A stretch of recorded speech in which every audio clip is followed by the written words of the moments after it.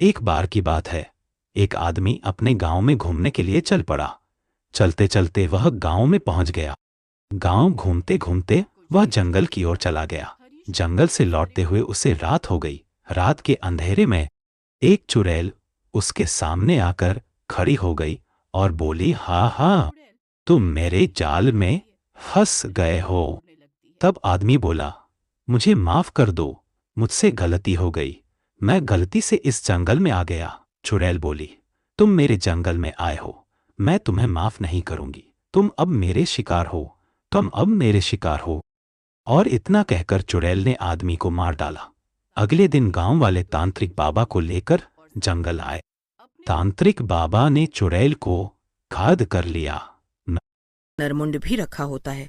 तभी वहां एक चुड़ैल आती है और बोलती है, अरे ये इतनी रात को इस घने जंगल में कौन सा पुजारी बैठा है, जरा इसके पास जाकर देखती हूँ। ऐसा कहकर चुड़ैल उस अघोरी के पास जाती है और बोलती है, बूढ़े, ये इतनी रात में यहाँ क्या कर रहा है? तुझे ठंड भी नहीं लग रही है? लेकिन चुड़ैल की बातों का अघोरी पर कोई प्रभाव नहीं पड़ता और वो यज्ञ करता रहता है। ये देख चुड़ैल गुस्से में उस नरमुंड को लात मारती है। लेकिन जैसे ही चुड़ैल उस नरमुंड को लात मारती है, वो नरमुंड हवा में उड़ने लगता है और हंसने लगता है। नरमुंड की आवाज सुनकर अघोरी अपनी आंखें खोलता है और चुड़ैल की ओर गुस्से में देखकर बोलता है, दुष्ट चुड़ैल, तूने मेरे सेवक नरमुंड को लात मार कर अच्छा नहीं किया। मैं तुझे अभी भस्म कर दूंगा। तू मेरी शक्तियों को अच्छे से नहीं पहचानती।